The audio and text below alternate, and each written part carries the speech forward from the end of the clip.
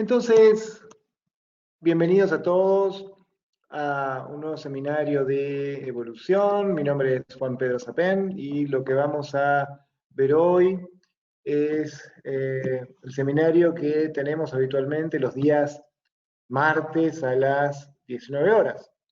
Y es un seminario hoy súper interesante, creo yo, porque habla básicamente sobre el título de nuestro seminario es Los estoicos visitan los grupos.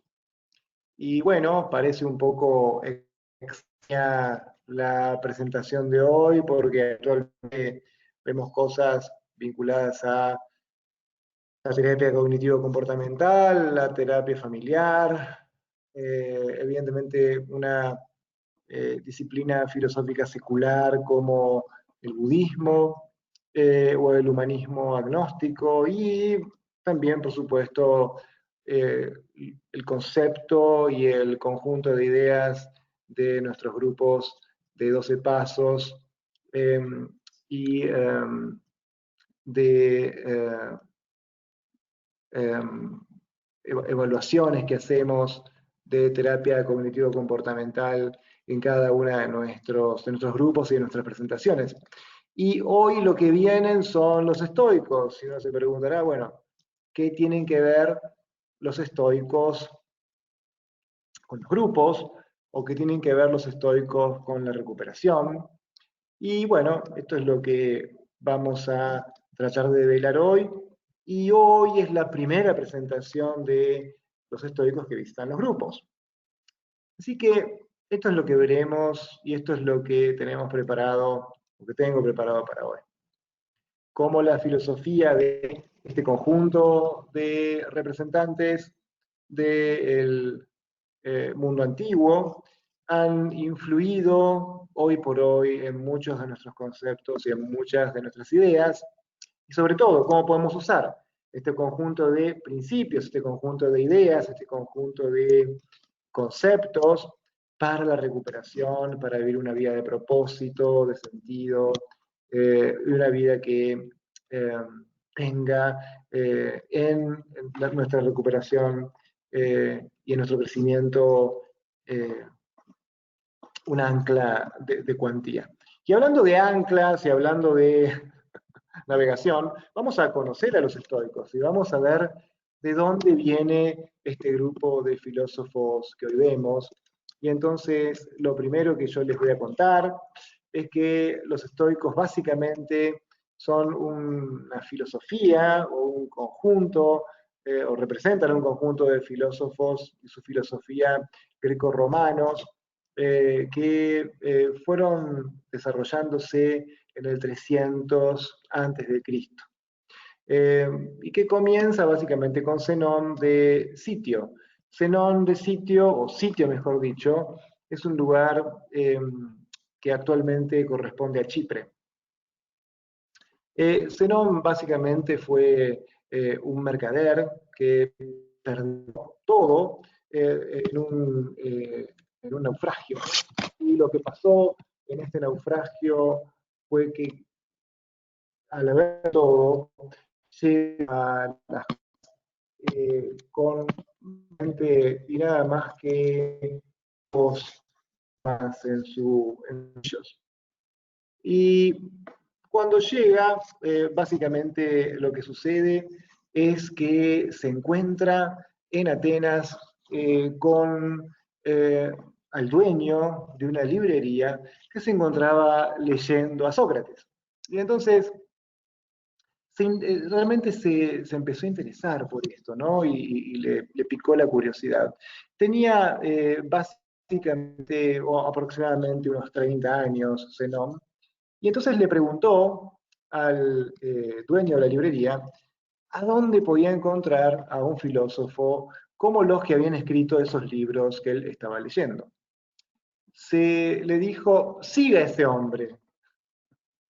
Y lo que ustedes, es todo un concepto, ¿no? Y es toda una idea en filosofía. Siga a ese hombre por el tema del mecenazgo y de la educación a través de una figura como, en este caso, Crates de Tebes, que tal era el nombre de este filósofo que se encontraba caminando. Entonces, Zenón se empezó a hablar con Crates de Tebes y finalmente se transformó en su maestro. Eventualmente Zenón fundó su propia escuela y se conocía su escuela como la Estoa, porque los miembros se reunían debajo de un arco o de un pórtico pintado que se llamaba la Stoa Poikile. Y en esa Stoa Poikile, donde se reunían estos filósofos, finalmente se los nombró como los estoicos. Durante el último centenio antes de Cristo, Atenas comenzó a declinar finalmente como potencia política, y cultural y militar, y en realidad, como sabemos y como la historia dice, la capital del mundo migró hacia el mundo antiguo, ¿no? Migró hacia Roma, y allí fueron todos los estoicos muy prominentes. Cuenta la historia que en una visita del gobierno ateniense hacia Roma, a los más relevantes, y allí van los estoicos a la capital del Imperio Romano. Eh, y así fue como la herencia de la filosofía estoica siguió creciendo primero en Grecia y luego en Roma. Y de los 4 filósofos estoicos más importantes que han sobrevivido, muchos otros, pero los que sobrevivieron realmente fueron Séneca, que fue, como todos sabemos, un senador romano, y fue un consejero de Nerón. Debe haber sido difícil ser consejero de Nerón en esa época, ¿no? También está Musonio Rufus, que era un renombrado maestro, Epícteto, que es uno de los estoicos más importantes, que en realidad era un esclavo que se transformó luego en un maestro, quien fue uno de los estudiantes de Musonio. Estamos hablando de Séneca. Y de Marco Aurelio, que fue uno de los pocos filósofos que además de ser filósofo terminó siendo emperador. De todos esos escritos y esas 4 figuras emblemáticas, el estoicismo echó raíces. Y por supuesto que el estoicismo siguió siendo una escuela filosófica, pero allá por el tercer, digamos, 300 años después de Cristo, las influencias del estoicismo continuaron influyendo a muchísimos pensadores a través de la historia y del mundo occidental, como por ejemplo Pablo de Tarsus, Agustino de Hippo, Tomás de Aquino, perdón, Descartes, por supuesto, y Spinoza junto con Montaigne. Así que el arco de filósofos que fueron influidos por el estoicismo es muy importante. Y en el siglo XX el estoicismo terminó inspirando a toda una familia, sobre todo en el año 1940, 1950, se fue desarrollando una técnica muy efectiva de psicoterapia basada en el estoicismo, que se llamó la terapia cognitivo-comportamental. En realidad, la terapia cognitivo o terapia de la cognición y el comportamiento, a donde Albert Ellis era el representante más destacado, o uno de los más destacados, y que a partir del año 50 usó las ideas de Séneca, de Zenón, de Epícteto y de otros para inspirar este movimiento, este nuevo estoicismo que atrajo a muchísimas personas para llevar adelante su vida y conocer. Entonces, básicamente, de lo que vamos a hablar hoy es de cómo podemos lograr que el estoicismo nos ayude en nuestra recuperación, y para eso vamos a desplegar 3 temas centrales que el estoicismo tiene. Vivir de acuerdo con la naturaleza, 3 prácticas o 3 disciplinas prácticas, y el famoso tema del estoicismo, que es la dicotomía del control. En realidad, básicamente, y para estar centrales en este punto, lo que vamos a hacer es tratar de revisar brevemente estos 3 puntos. Estos 3 puntos que son importantes, que son nuevamente vivir de acuerdo con la naturaleza, las 3 disciplinas prácticas y la dicotomía del control. En realidad, fundamentalmente, y más allá de ciertas cuestiones asociadas a ciertos conceptos, lo más importante que vamos a enfocar hoy es la dicotomía del control. No vamos a ver las otras dos, pero nos vamos a centrar en la dicotomía del control. ¿Por qué? Porque la dicotomía del control termina siendo uno de los conceptos más centrales del estoicismo, o mejor dicho, es el concepto que vamos a usar hoy. Y es en realidad la primera, el primer aspecto, la primera sesión que vamos a ver alrededor de esta presentación. Poniéndolo en términos muy simples, la dicotomía del control sostiene la idea de que algunas cosas están bajo nuestro control y algunas cosas no. Esto parece bastante obvio, pero esta observación surge básicamente de nuestra práctica y que dice que tenemos que enfocar nuestros recursos, tenemos que enfocar nuestra energía en las cosas que realmente podemos controlar y por supuesto alejarnos lo más posible de las que no podamos controlar. Por supuesto que esto es mucho más fácil de decir que de hacer, porque hay una diferencia que termina siendo crucial en comprender algo. Una cosa es que nosotros podamos entenderlo y otra cosa es que nosotros podamos hacerlo. Y otra cosa diferente es que podamos internalizarlo y que lo podamos ejecutar. Y creo que esto se puede lograr con la práctica repetida de este tipo de conceptos.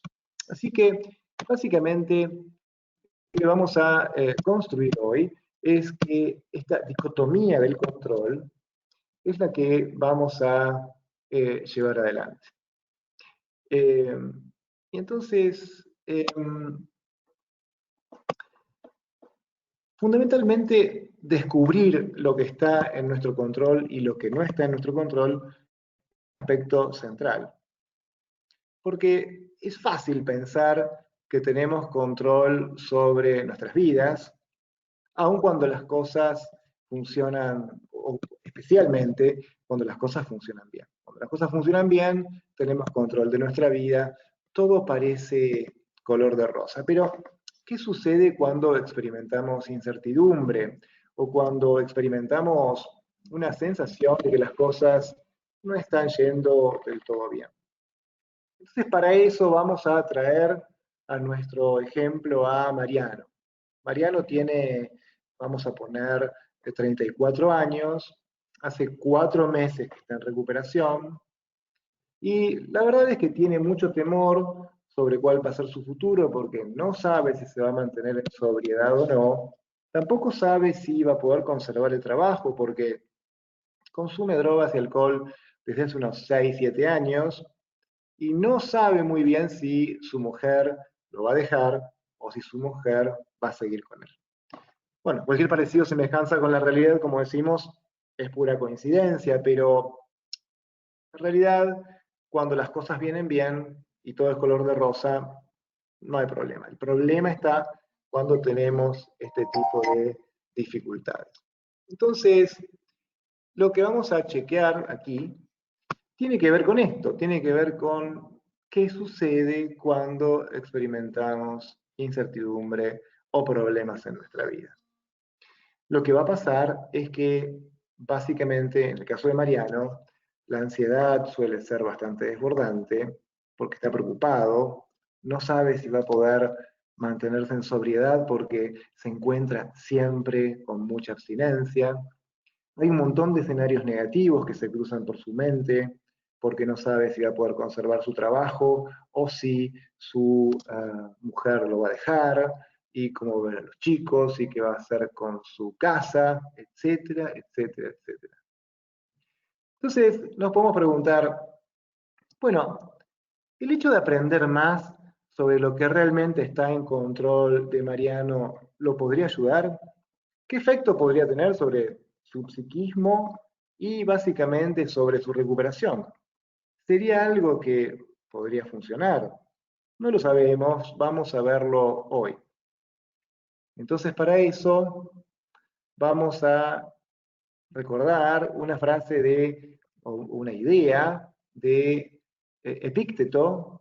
Epícteto escribió técnicamente algo que se llama el manual, que en griego se llama Enchiridion. Y el Enchiridion, en su primera parte, tiene este texto.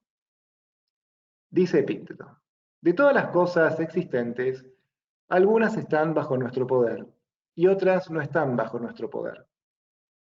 En nuestro poder están nuestros pensamientos, nuestros impulsos, nuestras creencias, nuestros deseos de lograr cosas, nuestros deseos de evitar cosas. En una palabra, todo lo que es o lo que nos está dado en que nosotros podamos realizar. Las cosas que no están en nuestro poder incluyen nuestro cuerpo, nuestra propiedad, nuestra reputación. En una palabra, todo lo que no nos es dado en hacer o que no podemos controlar.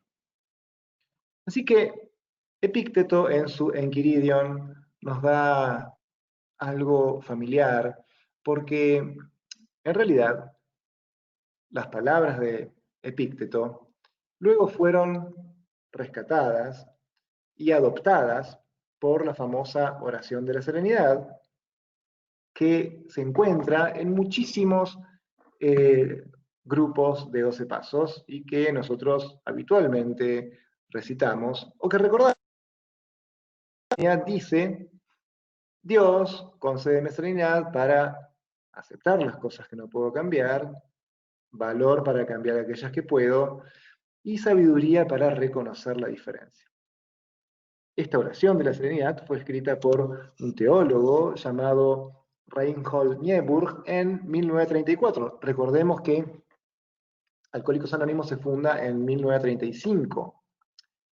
Y básicamente esta idea de la dicotomía del control es muy común en el corpus, en el cuerpo filosófico del judaísmo, del cristianismo, del budismo y por supuesto del estoicismo. De hecho, el concepto que subyace a la práctica estoica a menudo se refiere como, decíamos recién, la dicotomía del control. Así que Epícteto comienza su Enchiridion, esto es su manual sobre el estoicismo, con esto. Y es una de las citas, es uno de los dichos más mayoritariamente citado en muchísimos textos y que tiene un montón de aplicaciones en nuestra vida diaria y que podemos enfocar en la recuperación de personas que tienen dificultades con las drogas o con el alcohol.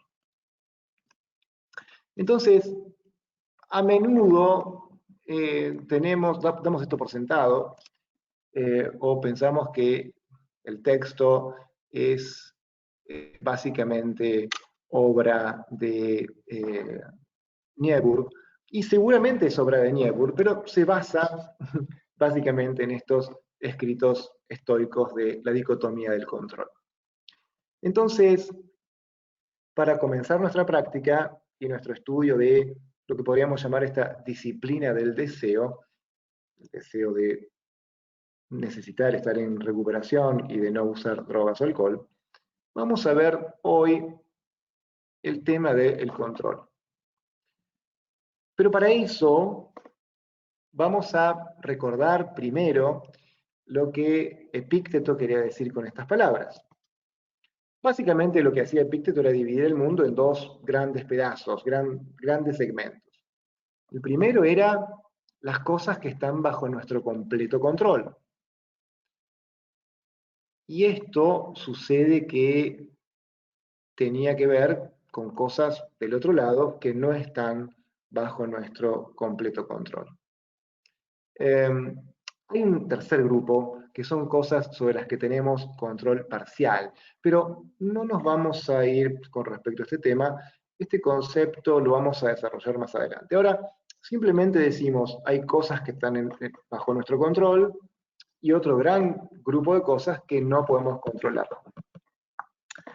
La idea básica es que tenemos que usar nuestra energía mental, nuestros, nuestras capacidades, nuestras posibilidades, en enfocarnos en lo que está bajo nuestro completo control, mientras que dejamos todo el resto como algo indiferente.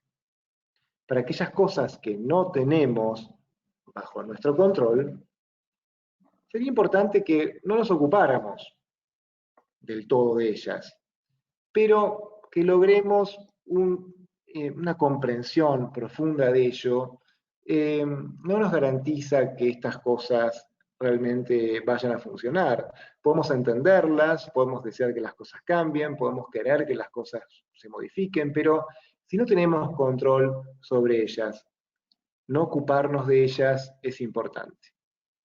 Esto lo logramos con una práctica constante. Y esta práctica hace que, en términos de algunos otros filósofos griegos, con esto logramos serenidad. Vamos a lograr serenidad entrenándonos solamente en lo que está absolutamente bajo nuestro control. Y vamos a lograr esta serenidad porque vamos simplemente a lograr llevar adelante, hacer las cosas que queremos y que realmente podemos dominar. Y esta es la primera premisa de la disciplina del deseo. Entonces, básicamente, si llevamos adelante un concepto más específico, ¿qué es lo que está bajo nuestro control y qué es lo que no está bajo nuestro control? Vamos a analizar un poco más eso y dentro de un ratito vamos a hacer un pequeño ejercicio sobre esto. Epicteto tiene algunas categorías. De acuerdo a nuestra categoría, o la categorización que él hace, lo que está bajo nuestro control es lo que tiene que ver con nuestros pensamientos, con nuestros impulsos, con nuestros deseos de ir hacia lograr algunas cosas y hacia el no querer o el evitar algunas cosas.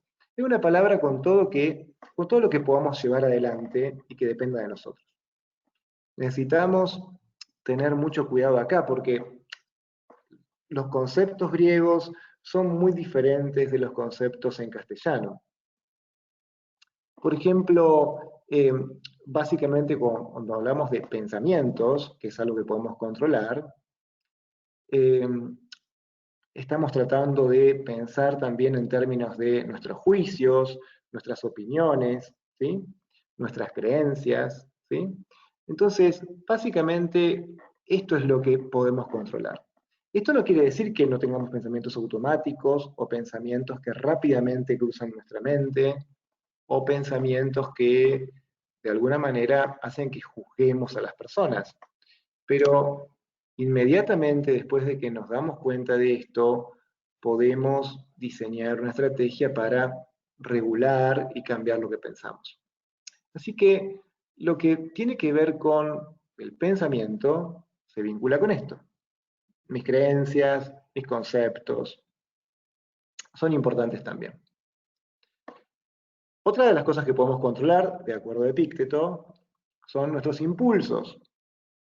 Y en realidad son nuestros impulsos para poder actuar. No necesariamente se basan en impulsos automáticos. Por ejemplo, si yo acerco mi mano a una llama, la voy a retirar porque me va a quemar.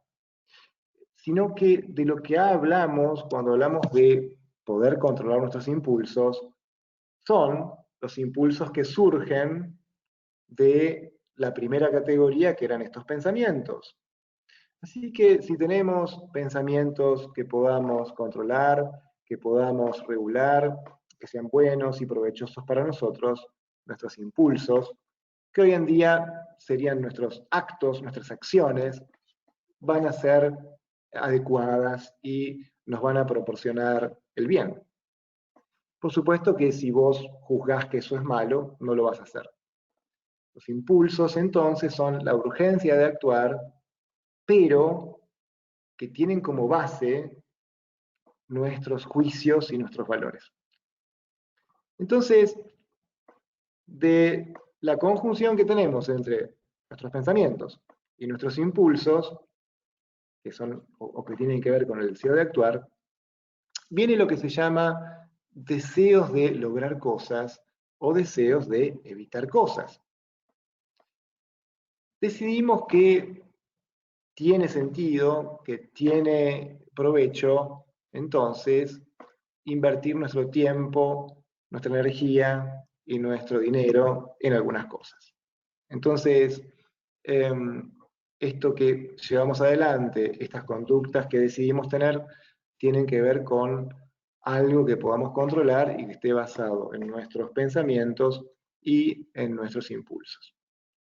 Entonces, lo que decía Epicteto en su época es que estas tres cosas, pensamientos, impulsos y el deseo de evitar y de lograr cosas, últimamente o de última, está bajo nuestro control.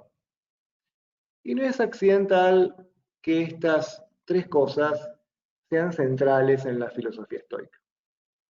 Así que si uno tiene maestría, capacidad, desarrollo para estos tres aspectos, dominar mis pensamientos, dominar mis impulsos y dominar mi deseo de ir hacia cosas que quiero y que deseo, que son legítimas para mí, o que me dan felicidad y a otros también, y de no ir hacia las cosas que quiero evitar, evidentemente yo controlo esas tres cosas, voy a lograr la serenidad tan deseada y poder prosperar. Y esto es la filosofía estoica en un concentrado esbozo. Entonces, como estas cosas básicamente están bajo nuestro control, no van a ser influenciadas por, o influidas, mejor dicho, por las opiniones de terceros, ¿sí? O por algunos estados internos, como por ejemplo las sensaciones físicas, las urgencias automáticas o los estados vegetativos míos. Últimamente todo podrá estar bajo mi control porque puedo hacer la decisión consciente de llevar adelante mi conducta e ignorar ciertos impulsos. Bien. Entonces, estas tres cosas son las que yo puedo controlar. Vamos después a revisar esto en términos de la adicción. ¿Y qué tres cosas yo no puedo controlar? Las cosas que no puedo controlar son mi cuerpo, mi reputación y mis propiedades. En una palabra, las que no están bajo nuestro control directo.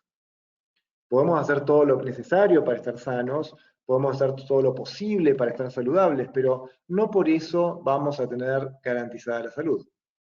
Podemos cuidar nuestras cosas, podemos ahorrar, pero esto no nos exime ni nos puede salvar de que nos roben, por ejemplo, o de quedarme sin trabajo por X situación. Y lo mismo sucede con las cosas o con otras cosas sobre las que no tenemos control, o sobre las que tenemos control parcial. Así que este es el tema de la dicotomía del control. Entonces, para esto, yo traje básicamente un pequeño ejercicio que habla sobre la situación de Mariano, que es nuestro amigo que hace 4 meses que está en tratamiento, tiene muchos impulsos de consumo y además tiene dificultades tiene ansiedad, porque no sabemos que va a su trabajo y tampoco pasa con su señora, con su mujer. Así que yo fundamentalmente traje un listado que lo voy a compartir con ustedes ahora. Vamos a compartir la pantalla.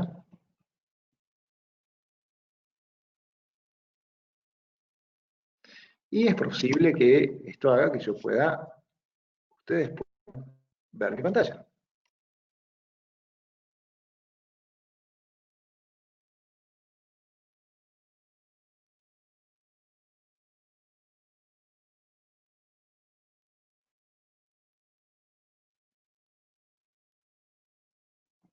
Muy bien. Seguramente ustedes ahora van a poder ver mi pantalla.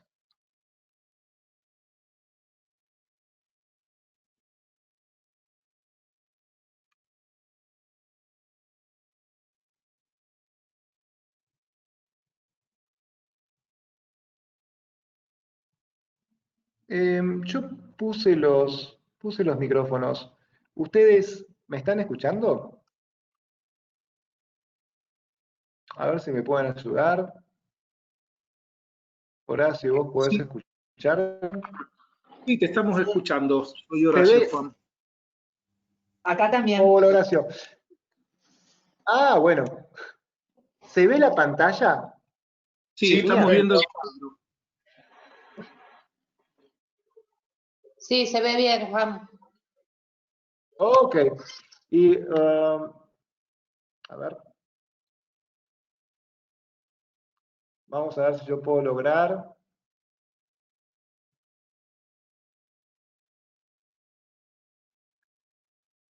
Bien. Y ustedes ahora ven la sesión, ¿verdad? El cuadro completo, no te vemos a vos.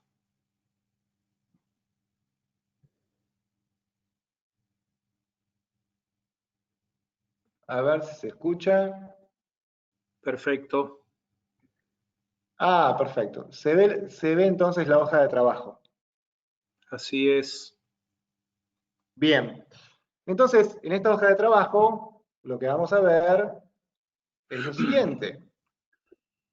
Lo tenemos a Mariano que está atravesando su cuarto mes de tratamiento. Y como persona que atraviesa su cuarto mes de tratamiento, permanece en abstinencia y se siente con ansiedad en saber si va a permanecer en sobriedad, ya que imagina un futuro lleno de dificultades y no sabe si conservará el trabajo o conservará su matrimonio. Entonces tenemos dos áreas aquí, una que se vincula con el control completo o con el control incompleto. Y vemos esto como un ejemplo claro de filosofía estoica aplicado a la recuperación.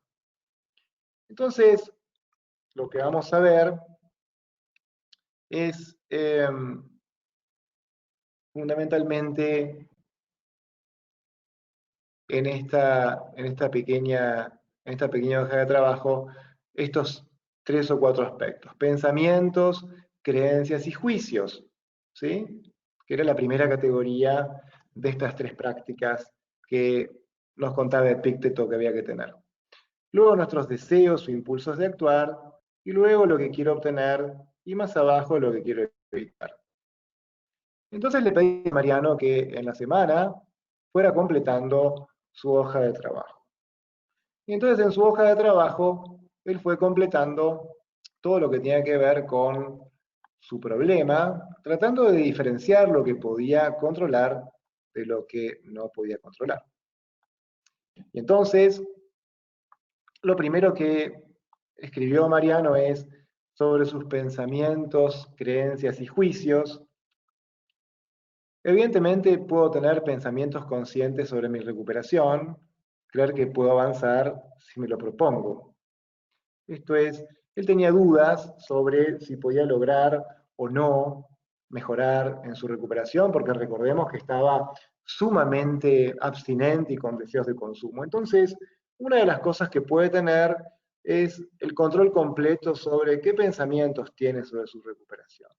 Su recuperación está en primer lugar, su recuperación puede funcionar, y él cree que puede avanzar si se lo propone, y sobre todo si cada vez que él identifica que tiene pensamientos o creencias o juicios negativos con respecto a esto, lo puede realmente, puede revisar, puede recordarse que él puede decidir reflexionar positivamente sobre su recuperación. Pero él tiene un control incompleto sobre los pensamientos automáticos, sobre el valor de mi trabajo, sobre mi valor y mi trabajo en el tratamiento, mis dudas sobre mi capacidad de permanecer en sobriedad. Sobre estos pensamientos, que son pensamientos automáticos, evidentemente no tenemos control completo. Son pensamientos que surgen y fluyen por la mente. Evidentemente, tenemos que volver cada vez que los pescamos y los identificamos a pensamientos conscientes sobre lo que podemos hacer, sobre lo que es posible, sobre cómo poder avanzar si se lo propone. Así que en el primer ejemplo que vimos aquí sobre la situación de Mariano, Mariano tiene control completo sobre sus pensamientos conscientes y un control incompleto sobre los pensamientos automáticos. Quedarse enfrascado, quedarse enfocado en los pensamientos automáticos no le va a dar ningún resultado. Por otro lado, tiene el control sobre mi desempeño en el tratamiento. Él puede pensar, mi desempeño en el tratamiento está mejorando. Y esto sin dudas es algo que en última instancia puede controlar su desempeño, puede hacer lo mejor que puede claramente trabajar en él. Ahora, si él piensa y reflexiona sobre la opinión de los compañeros, sobre su jefe en el trabajo, en cuanto a su desempeño, aquí tenemos un buen ejemplo de cosas que no puede controlar. Quedarse nuevamente sobre esas cosas es algo que no tiene demasiado sentido. Y cada vez que se sorprenda pensando en la opinión de los compañeros, en la opinión del jefe en cuanto al trabajo, es algo que no está bajo su control. Puede enfocarse en su desempeño y en mejorar eso. Y como tercer punto anotamos, o anotó Mariano, estar en contacto con mis emociones, aceptarlas y no querer modificarlas. Es algo sobre lo que sí Mariano tiene control. Aceptar que tiene emociones y no querer modificarlas.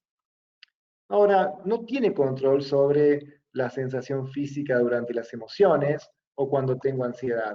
Por ejemplo, si el corazón late muy rápido, si mi frecuencia respiratoria aumenta, puedo hacer otras cosas que son o que tienen que ver con serenarme o calmarme, pero no dejar de sentir eso. Así que me tengo que centrar en lo que tengo control completo, que son todas estas cosas. Todo lo que yo haga acerca de lo que no tengo control completo, evidentemente va a ser muy difícil de lograr y voy a estar ocupando mi tiempo y mis esfuerzos en cosas que no puedo modificar, cosas que finalmente no me van a hacer bien. Si seguimos adelante con nuestra hoja de trabajo, vamos a borrar el resto de los dibujitos. Puedo tener ciertos deseos o impulsos de actuar, y vamos a ver cuáles están bajo mi control. Bajo mi control está el deseo de llevar adelante un plan de prevención de recaídas si me encuentro con impulso de consumo. Eso es algo que yo claramente puedo controlar. Lo que no puedo controlar es, de hecho, llevar adelante el plan en el mundo real. Llevar adelante el plan en el mundo real es algo que necesita de mi maestría, necesita de mi esfuerzo y de mi práctica. Puedo hacerlo bien, puedo hacerlo mal, eso será otro tema. Lo que tengo que seguir haciendo es llevar adelante un plan de prevención y encontrarme, si me encuentro con impulsos de consumo, y hacerlo lo mejor que pueda. Cuando yo me dedique a hacer eso, cuando yo me enfoque en esto que puedo controlar, evidentemente voy a tener una mayor chance de enfocarme más en mi recuperación. En tercer lugar, lo que quiero obtener, tener más responsabilidad en mi trabajo y estar con mis hijos de manera consciente. Si yo antes usaba drogas o alcohol o me encontraba activamente usando drogas o alcohol y estaba en el trabajo o estaba con mis hijos, pero estaba pensando en otras cosas, o interferido, seguramente voy a tener más dificultades. Y esto es algo que yo, sin dudas, puedo controlar. Pero claro, no puedo controlar retomar mi habilidad para trabajar después de años de consumo. Por lo menos no es algo que dependa de mí enteramente. Puedo hacerlo con tiempo, puedo hacerlo con esfuerzo, puedo hacerlo con trabajo, pero retomar mi habilidad para trabajar después de años de consumo depende de que me permanezca en sobriedad. Es algo que no voy a poder controlar, sino que se va a dar con el proceso. Entrenar mi atención en la concentración para estar consciente de mi tarea con mis hijos. Entonces, estoy con mis hijos ahora, en este momento, y me estoy ocupando de jugar y estar con ellos.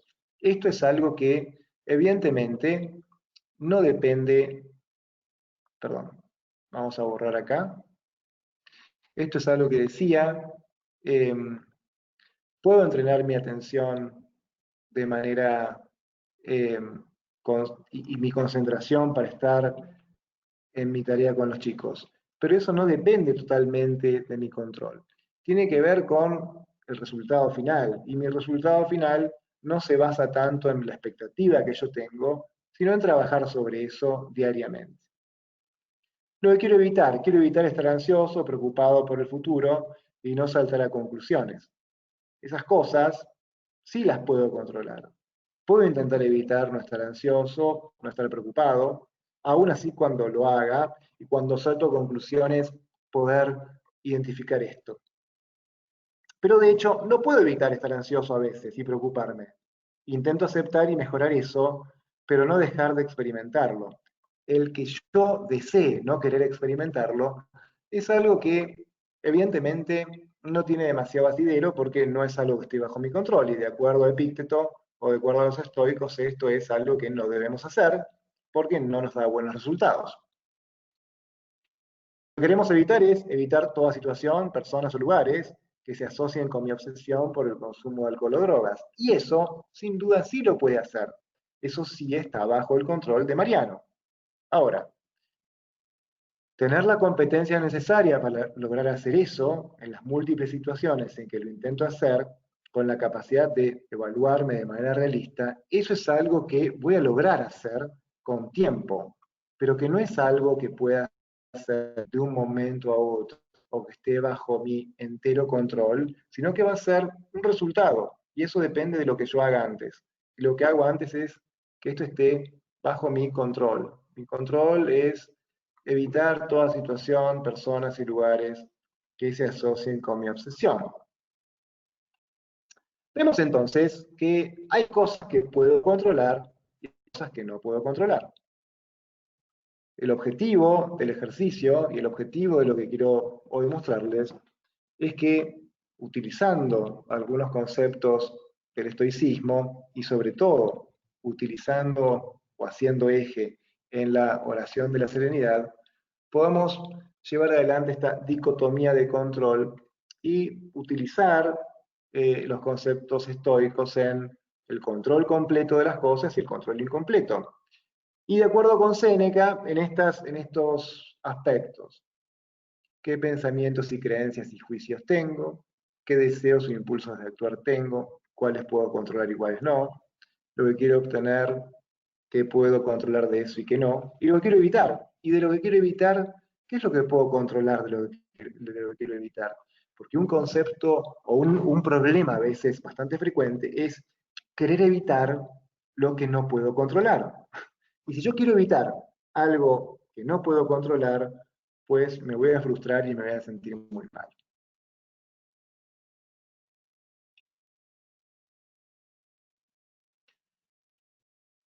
Bien. Bueno, yo sé que son tal vez conceptos bastante complejos, sobre todo para enfocarlos de un momento a otro. Yo la verdad es que traté de verlos y de llevarlos adelante de la manera más didáctica posible. La hojita de trabajo va a quedar en nuestra página web. El concepto central es entonces tener presente cuál es la filosofía de los estoicos, cómo se conecta esto con la oración de la serenidad, y por otro lado, cómo puedo hacer para que de manera práctica, la filosofía estoica es claramente muy práctica, para diferenciar esto que puedo controlar de lo que no, y usarlo en mi provecho. Otra de las cosas que yo pensaba mientras estábamos hablando ahora y mientras revisaba un poco la exposición de hoy, es que a veces, en recuperación temprana sobre todo, muchas personas tenemos dificultades en aceptar el concepto de que la adicción es incontrolable. Y nos encontramos durante muchos años a lo mejor queriendo controlar algo que no tiene control, o algo sobre lo que no tenemos control. No tenemos control sobre el impulso de consumo o sobre la enfermedad adictiva. Querer controlar eso es realmente ejercer energía y ejercer afanes en algo que no nos va a servir. Tenemos que poner nuestro control y nuestra energía en aceptar que no podemos controlar eso. Así que, nuevamente, este es un nuevo ejemplo de la dicotomía de control. Bien. ¿Hay alguna pregunta que ustedes quieran hacer? ¿Algo que quieran comentar? ¿Algo que estuvieron pensando? Por supuesto que esto depende mucho de la práctica, y la práctica es central a la hora de ejercer esta tarea, porque cuando nos encontramos trabajando, pensando, accionando o queriendo cosas que no están bajo nuestro entero control, evidentemente vamos a tener dificultades en tener serenidad y en lograr estar satisfechos, porque simplemente vamos a estar apoyando la escalera en el muro incorrecto, ¿no?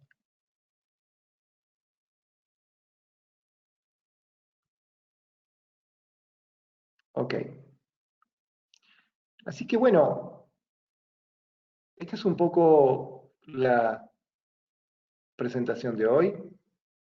Había levantado creo que la mano María Ángela. María, ¿vos querías comentar algo o preguntar algo? O a lo mejor fue algo que apareció de manera azarosa.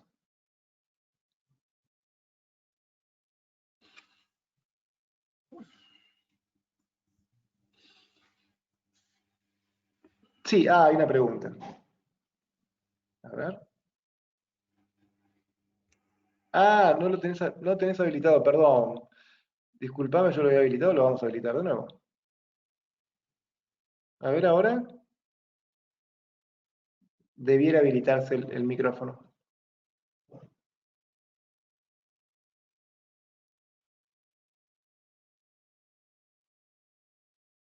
¿No lo tenés habilitado el micrófono? Bueno, es una pena. ¿Querés escribirla si tenés alguna pregunta? Y si no, a ver. No funciona el audio. Ok. Bien. Bien.